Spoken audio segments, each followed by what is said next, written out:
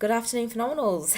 Wendy Jacobs here with a video message. I have a question from one of our members.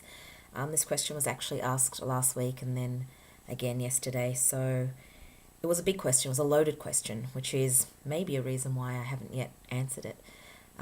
It's one that many people can relate to. I'm about to read it out and I'm going to give you an honest answer from my heart. I'm going to be completely honest in my answer and hope that you understand that this comes from a place of love and understanding. Okay, so the question is, Wendy, in relationships, long-term ones, what do I do? What does one do when your boyfriend is emotionally shut down, numb, and his tone is dismissive towards me? I can't even have a normal conversation with him. He doesn't seem to want to discuss anything and just responds dismissively.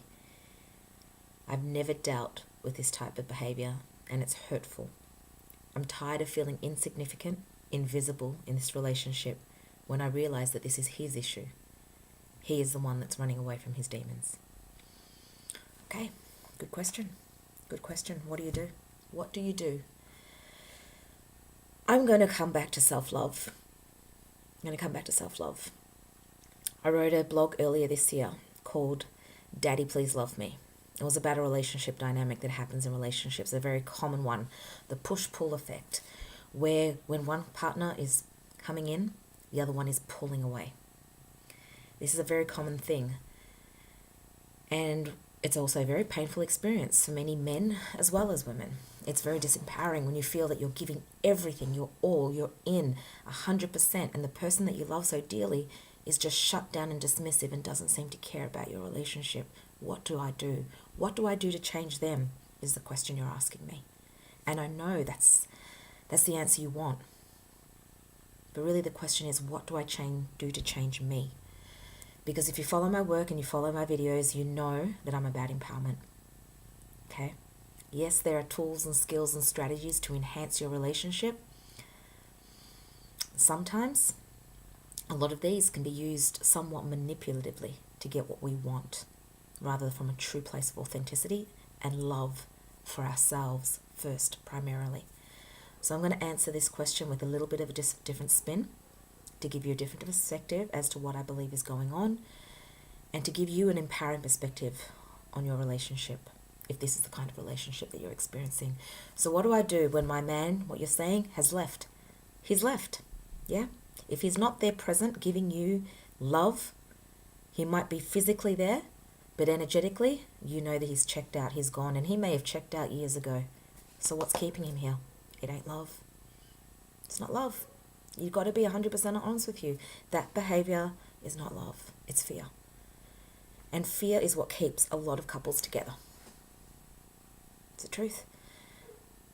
Fear is what keeps a lot of couples together. Fear of losing their identity, their security, their connection, fear of the unknown. There are so many fears when we face the possibility that our relationship could be ending. That's why so many of us try so hard for years and years and years to save a relationship that we know is dead. To stay in a relationship that we know we are being treated well below our worth. To stay in a relationship that we know we're so much worthy of more. Miserably, in fact, for years and years and years. And then acting. Yes, acting completely powerless to the situation. It's not me. It's him. Ladies and gentlemen, I know there's a few of you here. It's you. You're disempowered. There's no self-love here. If you are in a relationship where your needs are not being met, where your self-worth is being violated, where your man or your woman has checked out, and you feel like you've done everything, and you are miserable, and you are hurt, you are broken, and you are clinging so dearly to this relationship, it's not love. You're operating from fear as well. Because if you loved yourself, if you truly loved yourself, you would have checked out, you would have gone, you would have stood your ground, known your worth, and go have your needs met somewhere else. Your relationships are a mirror, and sometimes the mirrors are painful to look at. But nonetheless, they're a mirror, which tells me there's some inner work to do. And the reason I know this so well is it's because it's been my journey. Yeah, I was one of those women that did everything that I knew how to keep my relationship together, and I would swear that I did everything. But what I didn't do was love me first. I was dependent on somebody outside of me to give me the love that I yearned for. Whew! Now that is a lot of pressure to put on a person, wouldn't you say? I mean, if I can't even love myself, I'm going to take that burden, give it to somebody else and say, hey, that's your responsibility. Love me. Give me what I need. It's not love. You're wanting to take something. Self-love is the only answer here. There are strategies, there are tools. I'm not saying that when your relationship is challenged, there are not things that you can do. But if you feel so disempowered and so broken and so disconnected in your relationship, you need to turn your love inward. Right? Self-love. Sometimes we're better at loving other people better than we are ourselves. And I'm guessing a lot of you can relate to this, right? We do more for our man than what we do for ourselves. We do more for our children. Maybe even if this situation was happening to your own child, your own daughter, your advice to her would be very different to what you're putting up with right now. And it's only because you're disempowered right now. You haven't learned to love yourself. And I was so frustrated when people used to say to me, you just don't love yourself. I was like, what the hell does that even mean? Yes, I do. Yes, I do love myself. But when I had to do the inner work, I realized that I didn't. Because if I truly loved myself, I would never let anybody treat me that way.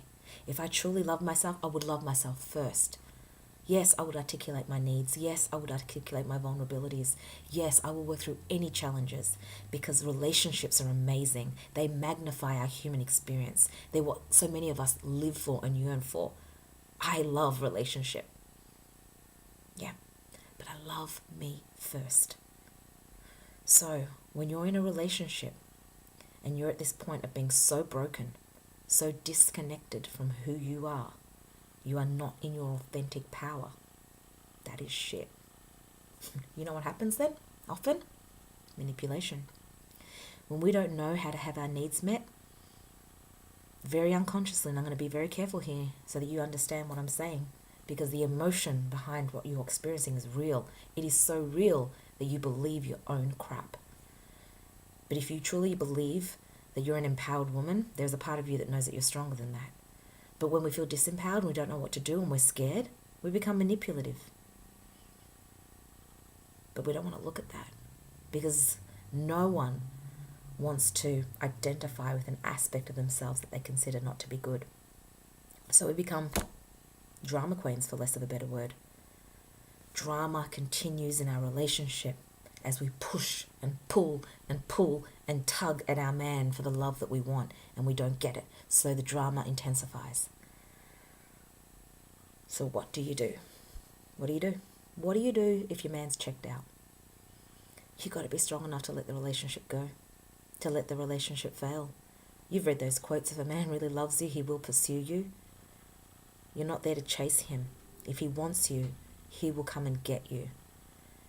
But when you're pulling at him like this, it's a little bit like when we walk into a shop and the sales assistant's like, can I help you with this? How about this? Try this on. And you're like, eek, what do you want from me? And he's right. What do you want from me? Because you're like taking.